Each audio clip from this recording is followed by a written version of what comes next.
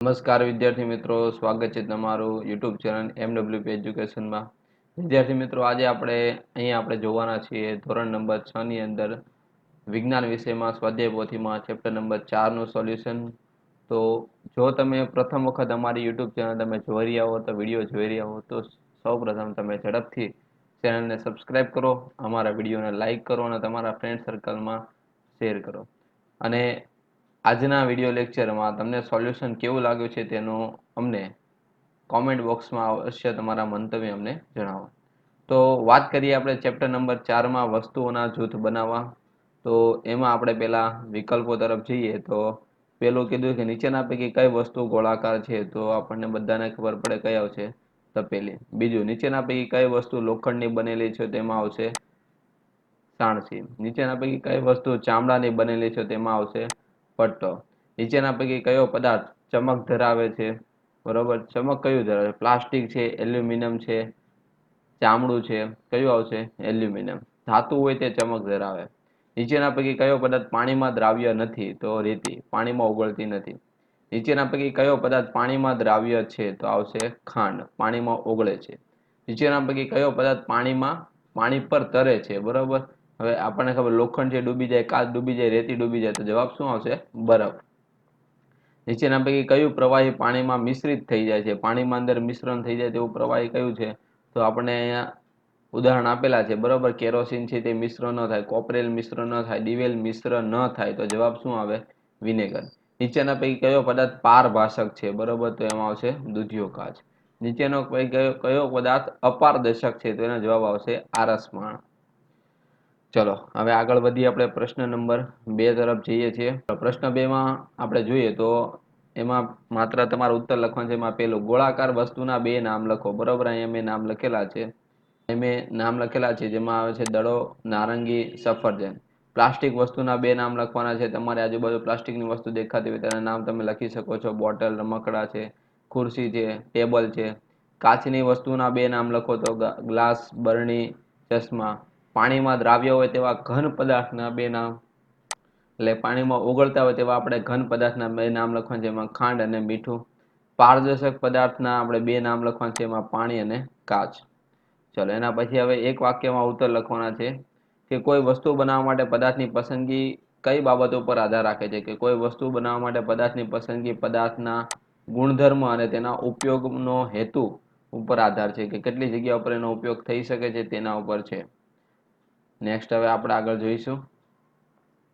બીજો પ્રશ્ન, પદાર્થ કોને કહેવાય? તો કે કોઈ વસ્તુ કે જેની બનેલી હોય તેને આપણે શું કહીએ છીએ? પદાર્થ કહેવાય છે.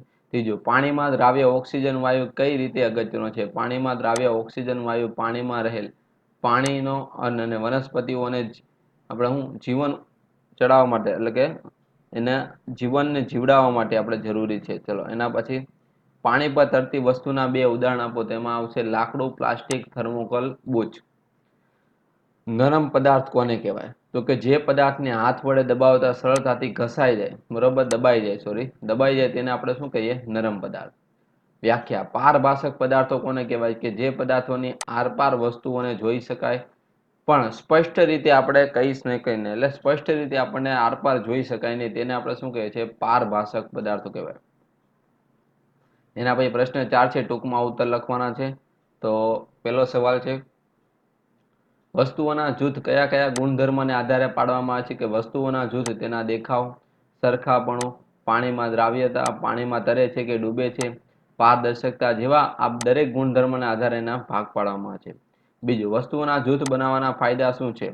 તો પહેલું, જરૂરી વસ્તુઓને સહેલાઈથી શોધી શકાય છે. જૂથમાં વહેંચણી વસ્તુઓના ગુણોનો અભ્યાસ કરવાનું સરળ થાય છે.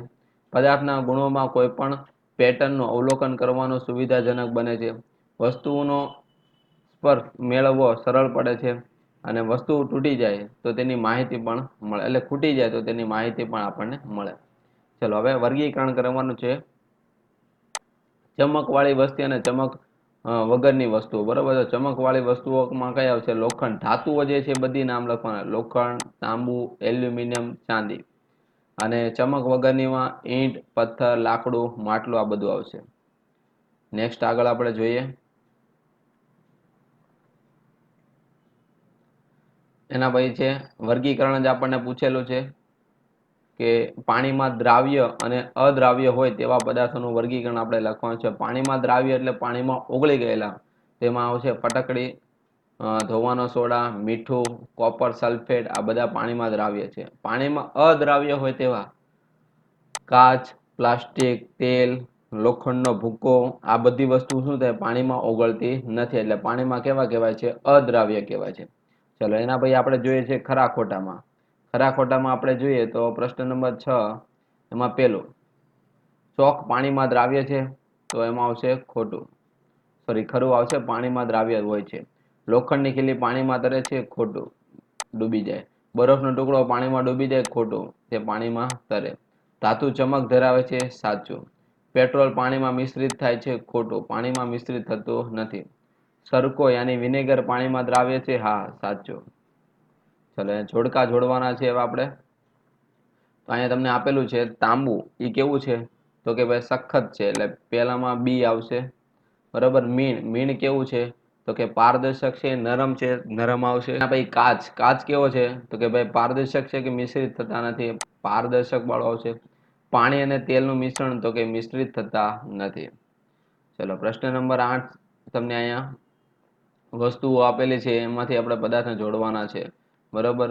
જેમ કે પુસ્તક, તો પુસ્તક છે એ કેમાંથી હોય છે? કાગળ. પ્યાલો છે એ કેનો બનેલો છે? કાચનો. ખુરશી છે એ લાકડું. રમકડું છે એ પ્લાસ્ટિકનું. અને ચંપલ છે એ કેનું છે? ચામડાનું. બરાબર. તો વિદ્યાર્થી મિત્રો, આ હતું આપણે ચેપ્ટર નંબર 4નું સોલ્યુશન. જો તમને વિડીયો પસંદ આવ્યો હોય, સોલ્યુશન તમને અગત્યનું લાગ્યું હોય, તેમાં તમને જરૂરી માહિતી મળી રહેલી હોય, તો અમને તમારા મંતવ્ય અમને કોમેન્ટ બોક્સમાં અવશ્ય જણાવો. તમારા ફ્રેન્ડ સર્કલમાં શેર કરવાનું ભૂલશો નહીં. Thank you. ખૂબ ખૂબ આભાર.